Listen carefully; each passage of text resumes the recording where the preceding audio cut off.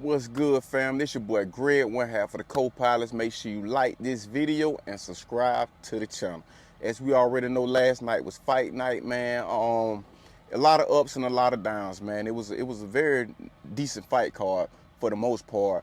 A lot of good fights. It always gonna be it always gonna be those younger guys that's up and coming that we probably don't see until they become stars. But it was a lot of it was a lot of good fights, man, on the undercard, man. As y'all already know, man, I'm a big boxing fan and whatnot.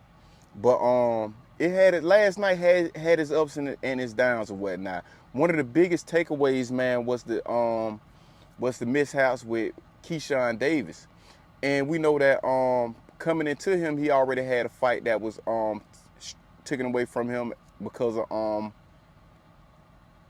substance abuse. Failing the drug test.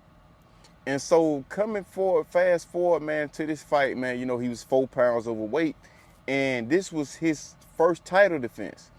And not only his first title defense, it was his first title defense, and it was also in his hometown in Norfolk, Virginia, in which he was not able to defend his title, and which the title got taken away from him, which was unfortunate. And I think from here, probably he's probably going to move up and weight, or he's just going to have to train hard or whatnot. Me personally, I know how hard it is to make weight. When I used to wrestle in high school, man, that is a hurt feeling.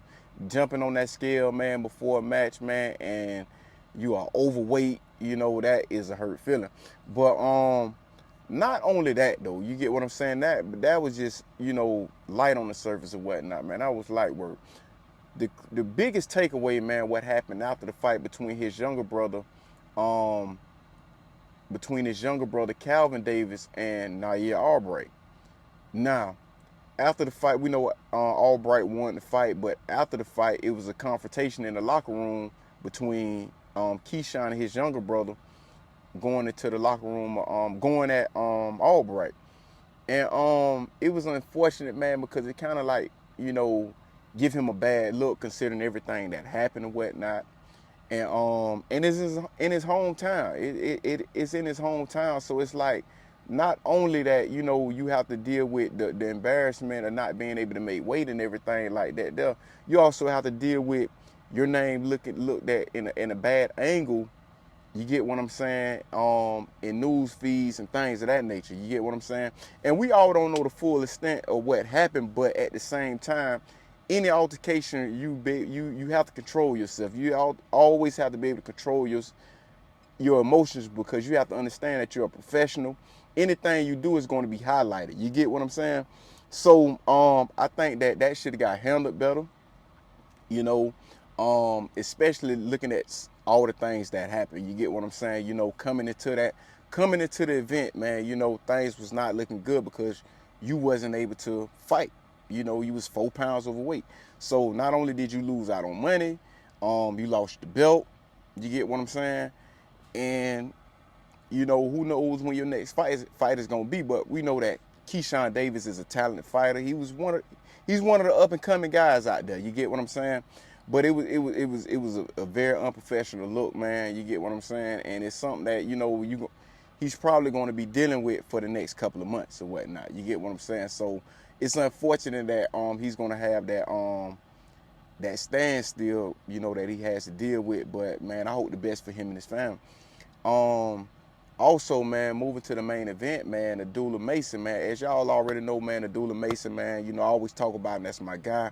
Put on a good performance, man. Put on a good performance last night. Pretty much dominated the whole fight from round 1 to 4, which the fight was stopped.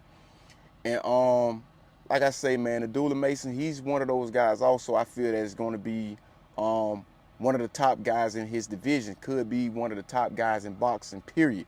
I think he's one of the most accurate punchers in the sport. I think this dude is very accurate. Defense is there. You get what I'm saying? My biggest take was him, he'd have had knockdowns and everything like that there. But at the same time, right, when we look at knockdown, we look at some of the greatest fighters that have been knocked down. You get what I'm saying? But looking at, you know, him being knocked down and everything. You know, it's, you know, one of the things we would always say, oh, he don't have a chin. You get what I'm saying? But at the same time, I will say this right here, and this is what I commend him for. Each knockdown, he got back up. You get what I'm saying? And followed up with a knockout of his own. You get, so I gotta give him that much. You know, like I say, man, I think this dude is gonna be one of the faces of boxing, man. And also, man, it's worth noting this too, man, that, man, this dude, man, have an elite jab. We always talk about Charlo, you know, having the best jab in the game or whatnot, right? But I think, man, you also have to put Abdullah Mason in that conversation as well, man. Like, not only, you know, him being able to jab from an orthodox stance, but also from a southpaw stand as well, man. You know what I'm saying? Like, his jab has a lot of snap on it. So I think, man, you also have to put him on in that conversation, man, when you're talking about as far as jabbing as well. So I think moving forward, man, Keyshawn is, I mean, not Keyshawn, I said Abdullah Mason, he's going to be one of the top dudes, man, in the sport. Keyshawn Davis as well. You know, like I say, man, I still think you know, he's going to be one of those dudes moving forward that he's going to be one of the top guys out there. You know, also, man, we look at also, man, looking at some of the guys that was on the undercard, man. Like I say, man, it was a lot of good fights, man. It was a lot of good fights. A lot of people don't watch undercards. Me, I watch undercards. You get what I'm saying?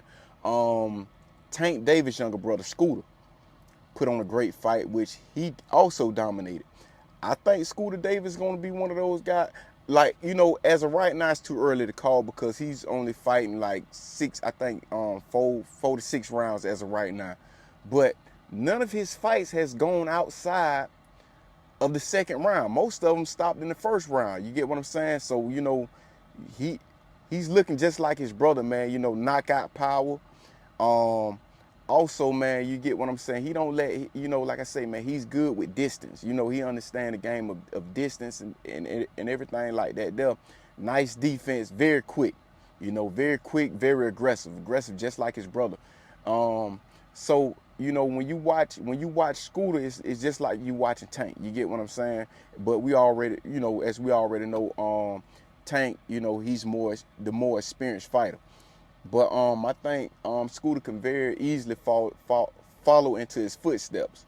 But I like what I seen out of these guys last night, man. You get what I'm saying? But at the same time, you know, moving forward, they're going to fight more competition, you know, to fight. And they're going to be more competitive as well. You get what I'm saying? Because these guys are still young. You know, they haven't hit their prime. They haven't hit their ceiling yet.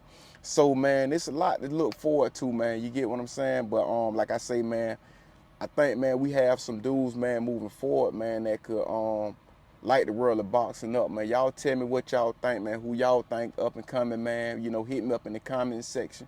This your boy Greg, one half of the co-pilots. I'm out.